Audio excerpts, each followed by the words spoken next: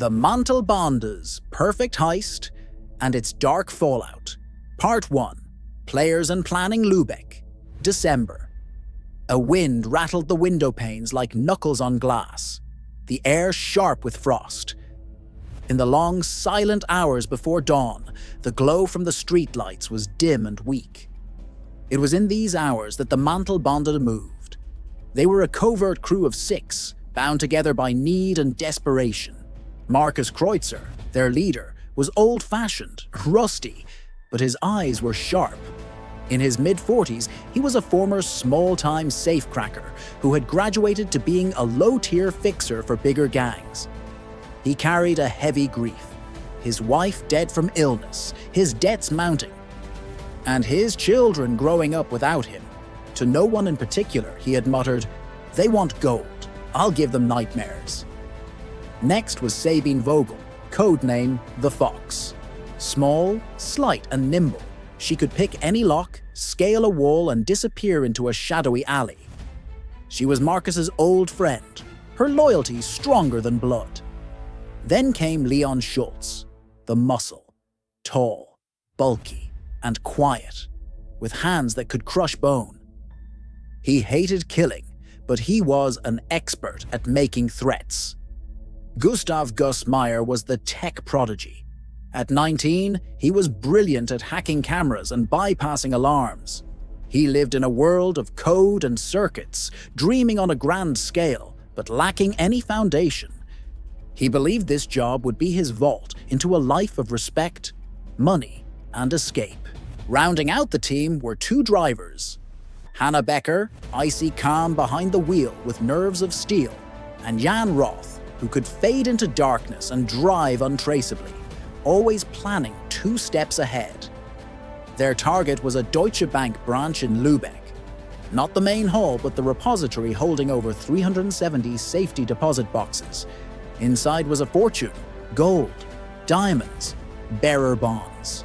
The victims were hundreds of people, both wealthy and ordinary, who trusted the bank's locks to outlast any thief. The whispered value was 18 million euros. For months, Markus and Sabine had scoped the layout. Gus had infiltrated the security system, learning which alarms were silent, which cameras were redundant, and the predictable patrol routes of the guards. Leon arranged for intimidation and a clean extraction. No bloodshed.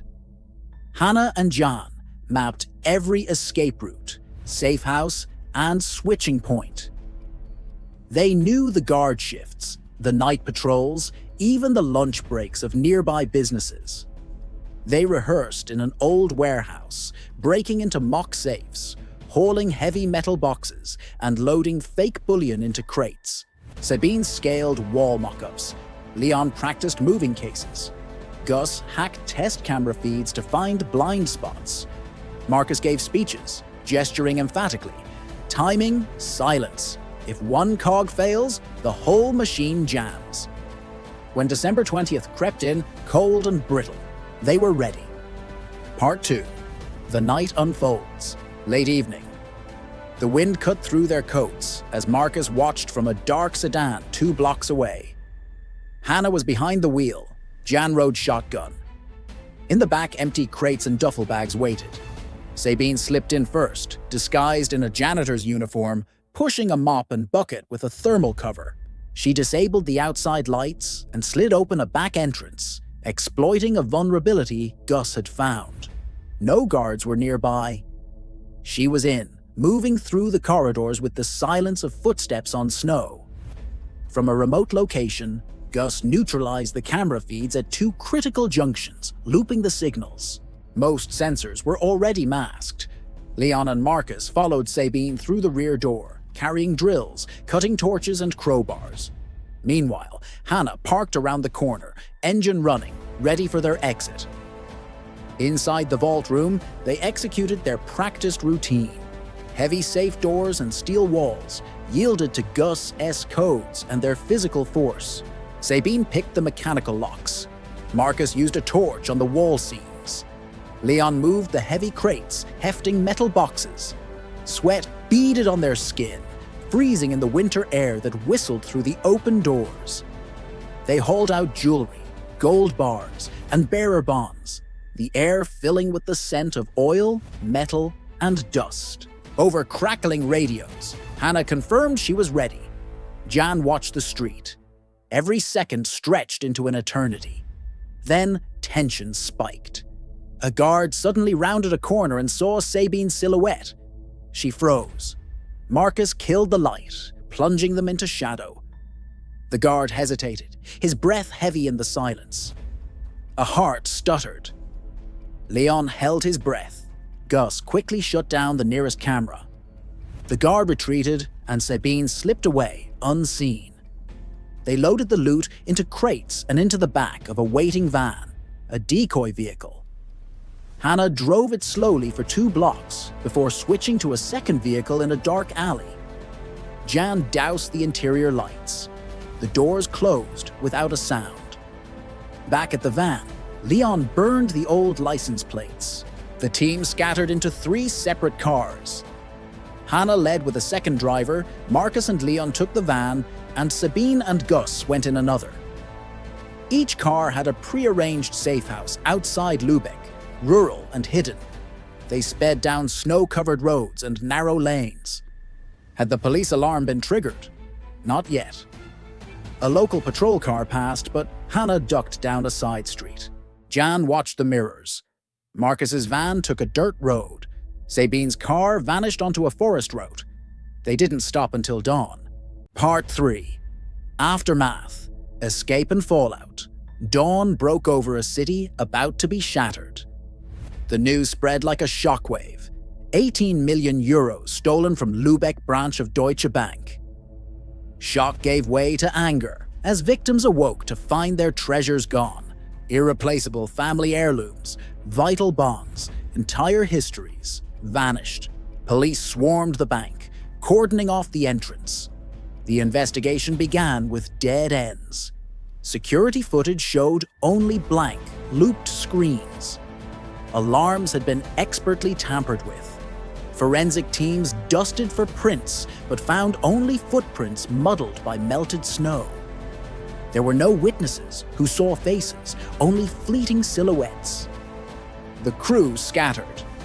Marcus retreated to an isolated chalet in Mecklenburg-Vorpommern, his contact with the world minimal. Hannah, Jan, and Leon went their separate ways.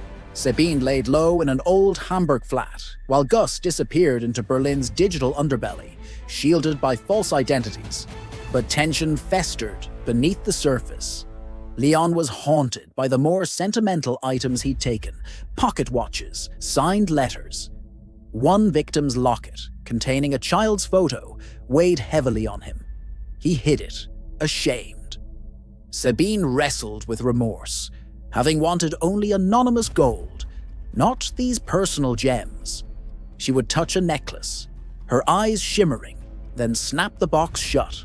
Gus dreamed his wealth would buy freedom, but was stalked by nightmares.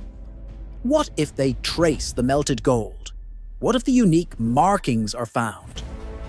The police clung to meager leads. A burnt-out vehicle near Lübeck, metal scraps, traces of cutting agents. They found suspect residues at the safe houses, but nothing conclusive. Owners of the plundered boxes came forward with lists, serial numbers, and photos. Yet so many items were unregistered, presumed lost forever. The media circus began. Some dubbed the Mantelbande the ghost thieves. Others, fascinated by Sabine's role, called them the Baroness of Desperation. Public sentiment was divided between sympathy for the victims and a dark fascination with the culprit's precision. Within the crew, rifts widened. Marcus demanded absolute stealth. Leon pressured for immediate sales. Sabine refused to move items with unique features. Gus promised to launder the haul through offshore networks. Jan feared a betrayal from within. Hannah remained silent, a statue of icy calculation. Months passed. Gus began moving gold through clandestine smelters. Gems were dismantled and reset. The process was fraught with risk, every transaction a potential trap. No arrests were made. No major breaks came. Some members changed names and fled the country. When Sabine's locket was seized from a pawn shop in Antwerp and traced back, Leon panicked and vanished. Rumors swirled. Marcus was in South America, Hannah in Scandinavia. Authorities had suspects and myopic leads, but nothing that reached the core. The victims were largely left without recourse. Insurance companies fought liability. Banks tightened protocols, and laws were tweaked to grant police more forensic power. But the damage was done. A fundamental trust had been shattered. Part 4. Dark Echoes. Years later, in a rainy Hamburg, Sabine sat in a tiny, dim apartment. She kept only 2 mementos, a photo of Marcus and a simple locket of her own. She rarely left. News of old associates arrested for fencing petty stones fueled her constant fear, not just of the law, but of the ghost of betrayal. Somewhere in Berlin, Gus ran a small tech shop under a false name. He watched his bank account, the numbers a cold echo of those nights drilling steel and masking alarms. He sometimes dreamed of drowning in what he stole, not literally, but in the guilt and the weight of it. Marcus had gone utterly silent. He was financially secure, but lived with walls closing in. Every contact could be an informant, every transaction a risk. He slept in different rooms in different cities, his name a ghost in the whispers of the underworld. Leon withdrew completely. Living under an alias in the countryside, he worked manual jobs in a metal workshop, his hands calloused, his mind heavy. He sold most of his share and anonymously returned the sentimental items, a futile gesture, hoping for a small measure of peace. Hannah and Jan drifted apart, the heist's cold cost having frozen the space between them. Neither was rich, both were permanently marked. The law never closed the case. It remained a cold file with occasional small arrests of pawn shop owners and fence dealers. Fragments were recovered, a necklace here, a few coins there. But the lion's share of the haul was dispersed, melted, gone. In Lübeck, the families of the victims still gathered in community halls. They held photos and lists, clinging to memories. They litigated, they raged, they slowly numbed.